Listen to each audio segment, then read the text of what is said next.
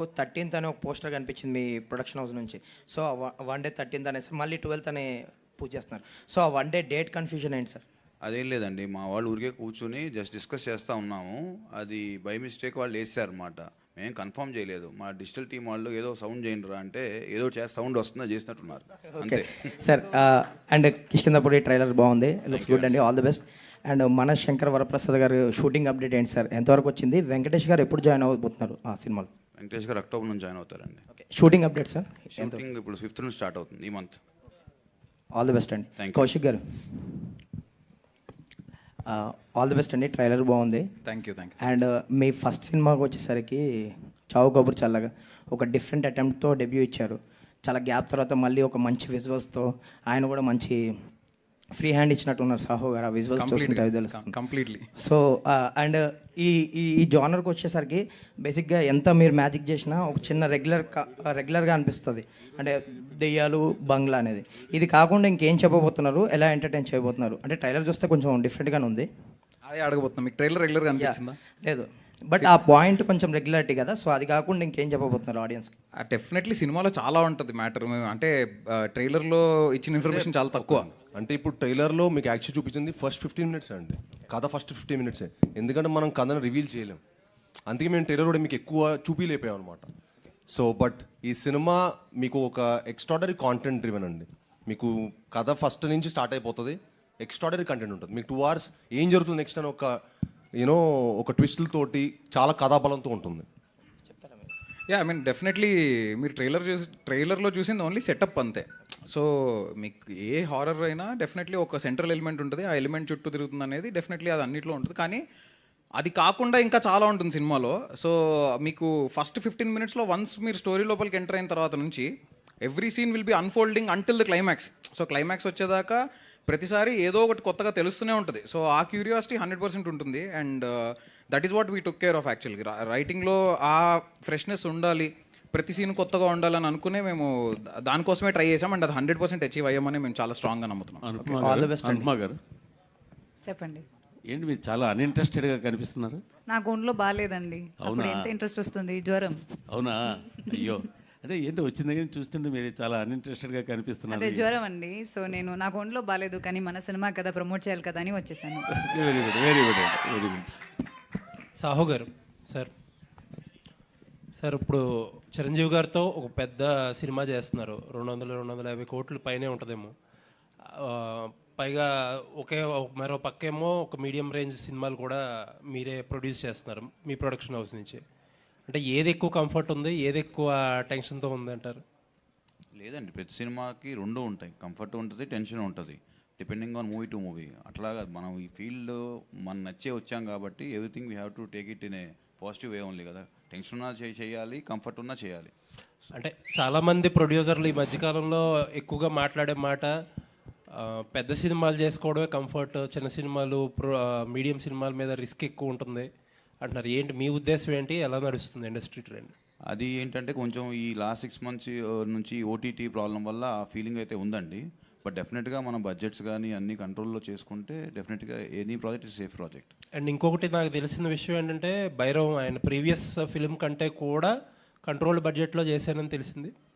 అంటే మన కథకి ఏదైతే కావాలో అది మనం చేసామండి. భైరవంలో ఐ థింక్ 3 heroes ఉన్నారు. ఆ కథ సెటప్ అంతా వేరు, మన సెటప్ అంతా వేరు. మన సెటప్కి ఎంత కావాలో that we spend. All the best. Sai మామూలుగా హారర్ థ్రిల్లర్ సినిమాలకి ఆడియన్స్ కానీ లాంగ్వేజ్ పరంగా లిమిటేషన్స్ ఉన్నాయి. అలాగూ మీ సినిమాలు డబ్బింగ్ చేస్తే హిందీలో బాగా ఆడతాయి. సో ఈ సినిమాకి బాలీవుడ్లో హారర్ సినిమాలకి బాగా రెస్పాన్స్ ఉంది. సో ఇలాంటి సబ్జెక్ట్ని పాన్ ఇండియా లెవెల్లో రిలీజ్ చేయకపోవడానికి కారణం? అంటే సార్ డెఫినెట్గా హిందీలో అన్నిట్లో ప్లాన్ చేద్దాం అనుకుంటున్నాం సార్. ఇప్పుడు 12th ఇక్కడ చేసి నెక్స్ట్ వీక్కి 19th అలాగా ప్లాన్ చేద్దాం అనుకుంటున్నాం సార్. మిగతా లాంగ్వేజెస్లో ఇక్కడ రెస్పాన్స్ చూసి తమిళ్లోను హిందీలో చేద్దాం అనుకుంటాం. ఎందుకంటే మీకు హిందీలోను తమిళ్లో కూడా మీకు హారర్ సినిమాకి చాలా మంచి ఫ్యాన్స్ ఉంటారు సార్. అంటే మీకు బేసికలీ ఇలాంటి జానర్ సినిమాలకి ఏంటంటే ఉన్న లిమిటెడ్ క్రౌడ్ అయినా కూడా వాళ్ళకి చాలా హార్డ్ కోర్ ఫ్యాన్స్ ఉంటారు, చాలా ఇష్టపడి సినిమా చూస్తారు. నాకు తెలిసిన చాలామంది నా ఫ్రెండ్ సర్కిల్ అవ్వచ్చు, ఉమెన్కి కూడా నాకు నా ఫ్రెండ్స్ అబ్బాయిల కంటే అమ్మాయిలు కొడుతున్నారు రేపు థ్రిల్లర్ సినిమా అంట కదా, హారర్ మిస్టరీ అంట కదా, సో ఈ సినిమా చూడాలని ఉంది అని. సో ఆ ఎగ్జైట్మెంట్ మీకు చాలా ఉంటుందండి. అనుపమ గారు, చెప్పండి. ఒక గ్లామర్ హీరోయిన్ని ఒక గోస్ట్గా చూపించాలని డైరెక్టర్ చెప్పినప్పుడు మీ రియాక్షన్ ఏంటండి? నేను చాలా ఎక్సైటెడ్ అయిపోయానండి. నేను ఎప్పటి నుంచో వెయిట్ చేస్తున్నాను ఒక హారర్ ఫిల్మ్ చేయడానికి, కానీ రైట్ ఆపర్చునిటీ దొరకలేదు. సో మా అమ్మ ప్రతిరోజు మార్నింగ్ నన్ను చూసినప్పుడు దెయ్యంలో ఉన్నామని చెప్పేది. సో అది చాలా రిలేటబుల్. అది నాకు అది ఇంత పర్ఫెక్ట్గా నేను సెట్ అవుతాను, ఎందుకు నాకు మంచి స్క్రిప్ట్ రావట్లేదు అని అనుకుంటే ఈ బాట్ మీ script. So I grabbed it. Okay, good luck అండి. Thank you so much. Director గారు, ఇక్కడ ఈ కథ చెప్పడానికి మోటివేషన్ ఏంటి, మీ ఇన్స్పిరేషన్ ఏంటి? సో అంటే ఒకటి ఏంటంటే మన దగ్గర ఒక proper horror mystery kind of setup వచ్చి చాలా కాలం అయింది. So that is one main reason. And నాకు పర్సనలీ హారర్ సినిమాలు అంటే చాలా ఇష్టం. సో అదొక రీజన్. ఇంకోటి ఏంటంటే ఈ కథ రాద్దామని స్టార్ట్ చేసినప్పుడు రామాయణంకి ప్యారలల్స్గా ఏదైనా చేయొచ్చా అంటే, రామాయణం తీయొద్దు, మనం తీస్తుంది రామాయణం కాదు, కానీ రామాయణంలో చాలా నీతి ఉంటుంది. అందులో మనము ప్రతిసారి ఒక కైండ్ ఆఫ్ వర్షన్ వింటుంటాం. సో అందులో ఉన్న నీతిని ఒక మెటఫర్గా రిప్రజెంట్ చేస్తూ చెప్తే ఎలా ఉంటుంది అనే ఒక థాట్ నుంచి స్టార్ట్ చేసాం అనమాట. అంటే ఒక బేసిక్ ఐడియా, ఇది సినిమాలో డైరెక్ట్గా ఉండదు, కానీ ఏంటంటే ఒక మనిషి శరీరం అనేది ఒక అయోధ్య లాంటిది. అందులో ఉండే రాముడిని ఆనందరాముడు అంటాం. సో అయోధ్య లాంటి మన శరీరంలో ఆనందం అనే రాముడు ఉన్నంత వరకు మనకి ఏ సమస్య ఉండదు. ఎప్పుడైతే ఆ ఆనందాన్ని అయోధ్య దాటి ఆనందరాముడు ఎప్పుడైతే అయోధ్య దాటి అరణ్యానికి వెళ్తాడో అప్పుడే అలాంటి శూన్యమైన శరీరానికి ఎలాంటి దుష్టశక్తులను ఆవహించగలవు. అలాంటి కైండ్ ఆఫ్ ఒక ప్రిమైస్ అనుకుని, ఇది సినిమాలో డైరెక్ట్గా ఉండదు, but this is a metaphorical representation అని అనుకుని మేము బ్యాక్ ఎండ్లో మేము చాలా అనుకుంటాం కదా రాసేటప్పుడు. సో అలా అనుకుని స్టార్ట్ చేసాం. ట్రైలర్లో చూస్తే నెంబర్ ఆఫ్ బేబీ షాట్స్ ఉన్నాయి. హీరో గారు కూడా ఒక బేబీని సేవ్ చేస్తున్నారు. Is it based on any cult who are trying to kill infants and babies? No, not at all. Srinu గారు సార్, సార్ ఇందాక మీరు స్పీచ్లో లాస్ట్లో ఒక మాట అంటా, ఈసారి తక్కువ మాట్లాడతా సినిమాని మాట్లాడినిస్తా అని అన్నారు. అంటే ఈ మధ్య కాలంలో ఉన్న ఫామ్ కొంచెం ఇబ్బంది పడుతున్నారు, దాని తాలూకు ప్రెజర్ ఇదంతా? లేదు సార్, అంటే నార్మల్ ఇప్పటివరకు ఆల్మోస్ట్ 4 years నుంచి గ్యాప్ వచ్చింది. ప్లస్ ఇంకోటి ఏంటంటే నేను అన్ని రీమేక్లతో వచ్చాను. ఇప్పుడు స్ట్రైట్ ఒక ప్రాపర్ కాంటెంట్ బేస్ చేసుకొని ఇప్పుడు వచ్చిన ప్రతి కథ, ఇప్పుడు వచ్చిన నెక్స్ట్ 2 సినిమాలు అవ్వచ్చు సార్, ప్రాపర్ కాంటెంట్ మీద కూర్చొని అంటే 1-2 years వర్క్ చేసి కాంటెంట్ మీద స్ట్రాంగ్గా అందరికి ఒక మంచి సినిమాటిక్ ఎక్స్పీరియన్స్ ఇవ్వాలని ఈ సినిమా చేయడం జరిగిందండి. అంటే మీరు ఎక్కువ కమర్షియల్ జోనర్స్ ఎక్కువ ఎక్స్ప్లోర్ చేసిన హీరో మీరు. అవును. యూజువల్గా కమర్షియల్ జోనర్ అంతా హీరో చుట్టూరు తిరుగుద్ది. ఫర్ హర్రర్ సినిమా అంటే హీరో చుట్టూరు కాకుండా కథ చుట్టూరు తిరగాలి. లేదు సార్, ఈ సినిమాలో కూడా మీకు పర్ఫార్మెన్స్ చాలా స్కోప్ ఉన్న సినిమా సార్. మీకు చాలా న్యూ ఏజ్ పర్ఫార్మెన్స్ ఉంటుంది. మీకు అంటే రెగ్యులర్గా అయితే ఉండదు సార్. మీరు ఇప్పటివరకు ఒక నార్మ్స్, మన ఇప్పటివరకు హారర్ అంటే మనకు ఒక పర్సెప్షన్ ఉంటుంది కదా, అవన్నీ బ్రేక్ చేసాం అనుకుంటున్నాం సార్ ఈ సినిమాతోటి. అండ్ మీకు ఈ సినిమా మీకు ఫస్ట్ నుంచి ఎండ్ వరకు పర్ఫార్మెన్స్కి చాలా స్కోప్ ఉన్న సినిమా. అది మీకు సినిమా చూసాక అర్థమవుతుంది sir. Thank you very much. Hero గారు, లాస్ట్ ఇయర్ 365 days నాన్ స్టాప్గా షూట్ చేశారు అన్ని సినిమాలు కలిపి. ప్లస్ ఈ సినిమా 60 to 70 daysలో ర్యాప్అప్ చేశారంట. How do you plan your schedule sir everyday? Sir అంటే ఇంకేముంటుంది సార్, వర్క్ సార్, పొద్దున్న 7 to 7 హజలింగ్ అంతే. So it has been nice sir, ఎందుకంటే మనం ప్రేమించిన ప్రొఫెషన్, మనం దేవుడి దయతోటి మనకి ఇంత వర్క్ రావడం అనేది మనం హ్యాపీగా ఫీల్ అవ్వాలి, అదృష్టంగా ఫీల్ అవ్వాలి. అండ్ మనం బెస్ట్ ఎఫర్ట్ పెట్టి పని చేయాలి. అండ్ ఇంత బాగా అంటే ఇంత మంచి కథలు దొరికినందుకు కూడా నేను చాలా హ్యాపీగా ఫీల్ అవుతున్నాను సార్. ముందు కథలు దొరకాలి, నన్ను కంటెంట్ ఎగ్జైట్ చేయాలి సార్. కంటెంట్ ఎగ్జైట్ చేస్తే I will definitely do it. And ఈ కౌశిక్ వచ్చి నాకు కంటెంట్ చెప్పినప్పుడు నన్ను చాలా ఎగ్జైట్ చేసింది. అంటే మనం ఇతర లాంగ్వేజ్లో చూస్తాం ఇలాంటి సినిమాలు, అరే ఈ స్పేస్లో సినిమాను మనం మంచి సినిమాటిక్ ఎక్స్పీరియన్స్ ఇవ్వచ్చు అని. సో ఎప్పుడైతే కౌశిక్ వచ్చి కథ చెప్పాడో నాకు అప్పుడు బాగా నచ్చి ఈ సినిమా చేయడం జరిగింది సార్. డైరెక్టర్ గారు, శ్రీనివాస్ గారు, టైసన్ నాయుడు తర్వాత స్టార్ట్ చేసినవన్నీ ముందు రిలీజ్ అవుతున్నాయి. టైసన్ నాయుడు ఇంకా ఏం అప్డేట్ లేదు దాని గురించి? సార్ టైసన్ నాయుడు సినిమా అయిపోయింది సార్, రేపు డిసెంబర్లో రిలీజ్ ప్లాన్ చేస్తున్నాం సార్. సాహు గారు, ముందు సినిమా నుండి ఏమైనా నేర్చుకున్నారంటే ఇప్పుడు డైరెక్టరు ఒక్క సిట్టింగ్లోనే నాకు ప్రొడ్యూసర్ ఓకే చేశారు నా సినిమానని చెప్తున్నారు కదా, ముందు సినిమాలు కూడా మీద అట్లానే అన్నారు డైరెక్టర్లు, మీరు కూడా దాని నుండి ఏమైనా నేర్చుకొని ఈ సినిమాలో ఏమైనా చేశారా? ఒకటండి, మనం కథ విన్నప్పుడు కొన్ని కరెక్ట్గా జడ్జ్ చేస్తాం, కొన్ని తప్పులు కూడా అవుతాయి. సో డెఫినెట్గా ప్రతిసారి తప్పు అవ్వాలని కూడా లేదు కాబట్టి ఈసారి డెఫినెట్గా ఒక మంచి కథ ఎంచుకుని మేము ముందుకు వస్తున్నామని నేను అనుకుంటున్నాను. ఈ మధ్య నిర్మాతలు, దర్శకులు ప్రేక్షకులను బ్లేమ్ చేస్తున్నారు, రావట్లేదు మేము మంచి సినిమా తీస్తున్నామని. దానికి మీరేమంటారు? అంటే అంటే వేరే వాళ్ళ ఒపీనియన్ గురించి నేను మాట్లాడాను, నేను ఏ రోజు అలా మాట్లాడలేదు. End of the day cinema బాగుంటే వస్తారనేది అది ఫ్యాక్ట్. ఇక దాన్ని బైపాస్ చేసి మనం ఏం మాట్లాడినా అది కరెక్ట్ కాదు కదా. అనుపమ గారు, మామూలుగా మీరు స్క్రిప్ట్ విన్న తర్వాత చాలా డేస్ ప్రాసెస్ చేస్తారు ఇది ఓకే చేయాలా లేదా అని. What excited you to sign this project?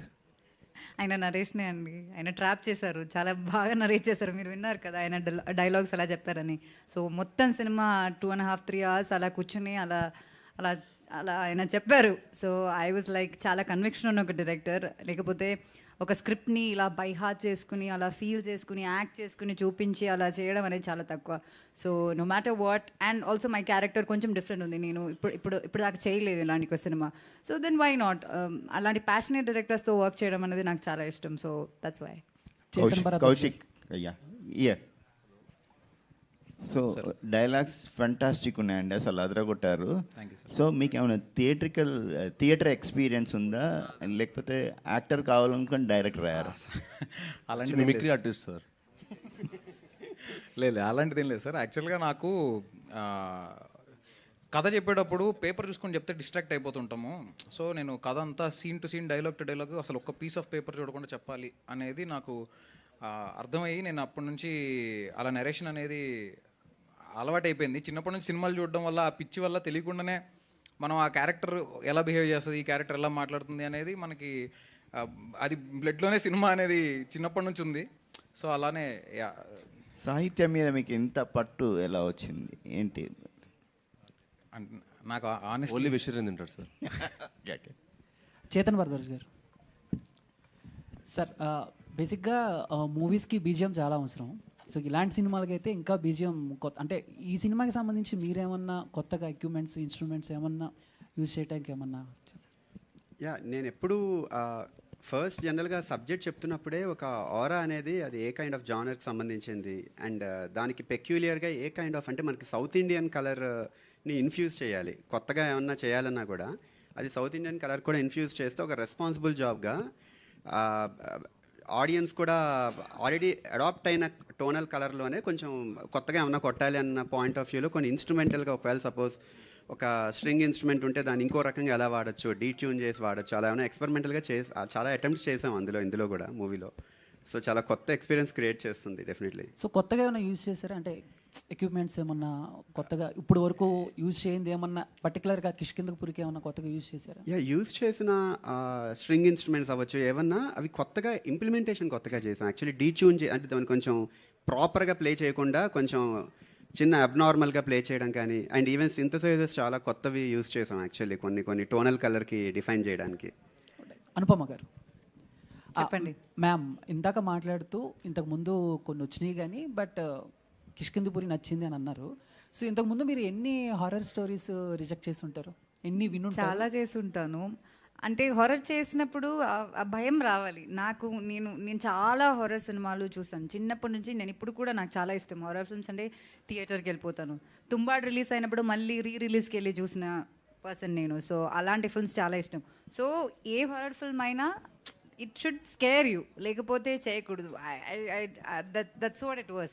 So ఈ నరేషన్ విన్నప్పుడైతే ఐ ఫెల్ట్ ఓకే అలాంటి మూమెంట్స్ ఉంటుంది. And there is a possibility that people will remember and enjoy this film అనే ఫీలింగ్ వచ్చింది. So thank you. Hi Kaushik. Chetan Baju గారు, కౌశిక్ యాక్చువల్గా ఇప్పుడు కొంచెం నడుస్తుంది ట్రెండ్ ఏంటంటే కొంచెం లౌడ్ మ్యూజిక్ నడుస్తూ ఉంటుంది. ఎంత ఎక్కువ సౌండ్స్ వస్తుంటే అబ్బా చాలా బాగా బ్యాక్గ్రౌండ్ స్కోర్ ఇచ్చారు అని అలా అనిపిస్తుంటుంది. పైగా ఇంకా అర్రర్ సినిమా అంటే ఇంక చెప్పక్కర్లేదు. బట్ ఈ ట్రైలర్ వరకు చూసుకుంటే మీరు ఆ లెవెల్ కొంచెం తక్కువగానే ఉన్నట్టు అనిపించింది. అంటే మీరు ఎక్కువ ఆ లౌడ్కి దూరంగా వెళ్దామని ఏమైనా అనుకున్నారా ఏంటది?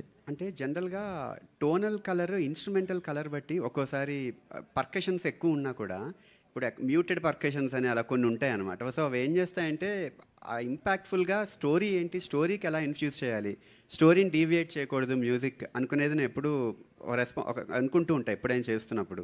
సో స్టోరీ డీవియేషన్ సీన్ ఒకవేళ ఏమైనా ఇంటెన్స్ సీన్ జరుగుతున్నప్పుడు పర్కషన్ కానీ ఇలాంటి ఎలిమెంట్స్ కానీ హెవీగా ఉన్నప్పుడు సీన్ మీద కాన్సన్ట్రేషన్ కన్నా మ్యూజిక్ మీద కొంచెం ఎక్కువ కాన్సన్ట్రేషన్ వెళ్తే మేబీ అందులో కన్వే చేయాలి అనుకున్న ఐడియాలజీ, డైరెక్టర్ అనుకున్న ఐడియాలజీ కొంచెం మిస్ అవ్వచ్చు. సో అది ఇన్ఫ్యూజ్ చేస్తూనే పర్కషన్ అవ్వచ్చు, లేకపోతే ఏ ఇన్స్ట్రుమెంట్ అయినా ప్రాపర్గా దానిలో బెడ్లో ప్లేస్ అయి ఉండాలి, సినిమాని ఎప్పుడు డీవియేట్ చేయకూడదు మ్యూజిక్ అనేది ఎప్పుడు పెట్టుకుని ఉంటా నేను జనరల్గా. సో అలా ట్రై చేసినట్టు. బట్ ఇన్ఫ్యాక్ట్ లౌడ్నెస్ కూడా అంటే డిపెండింగ్ ఆన్ సీన్ బట్టి కూడా ఒక్కోసారి మారుతూ ఉంటాయి కదా. లౌడ్నెస్ అయితే చాలా ఉంది ఇన్ఫ్యాక్ట్ సినిమా కంటెంట్లో వస్తున్నప్పుడు. హాయ్ కౌశిక్, ఈ దెయ్యం వాయిస్ త్రూ రేడియో ద్వారా వినిపించారు కదా, అంటే ఇది ఏమన్నా పీరియాడిక్ మూవీయా, ఎలా ప్రజెంట్ ఈ జనరేషన్లో నడిచే స్టోరీయా, పీరియాడిక్ మూవీ ఎలా? సినిమా ప్రజెంట్లో జరుగుతుంది సార్. కిష్కిందపురి అని ఒక ఫిక్షనల్ టౌన్లో ప్రజెంట్లో జరిగే కథ, కాకపోతే 1989లో స్టార్ట్ అయి ఉంటుంది కథ. ఈ కథకి రూట్స్ 1989లో స్టార్ట్ అయి ఉంటాయి అనమాట. సో అందుకని రేడియో అనే బ్యాక్డ్రాప్ తీసుకున్నాం. సార్ మ్యూజిక్ డైరెక్టర్ గారు, హీరో గారు డైలాగ్ చెప్పింది చాలా బాగుంది సార్. ఆ ఎమోషన్ ట్రైలర్లో చూసినప్పుడు డైరెక్టర్ అండ్ మ్యూజిక్ ఇద్దరు కలిసి చెప్పాలి దీనికి ఆన్సర్. మ్యూజిక్ బాగా ఇచ్చారు, ఎక్కువ సౌండ్ వచ్చేసింది. సార్ ట్రైలర్ డైలాగ్ చెప్పినప్పుడు అహం శివో అహం బ్రహ్మాస్మి అన్నట్టుగా బిల్డప్ మృత్యు, అది వాయిస్ సరిగా ఇవి డామినేట్ చేసింది. మ్యూజిక్ అంత స్పష్టంగా వినపడలేదు అంటే నాకు అనిపించింది. మీకేమైనా అనిపించిందా లేదా? ప్రేక్షకులు ఎలా ఉంటుంది?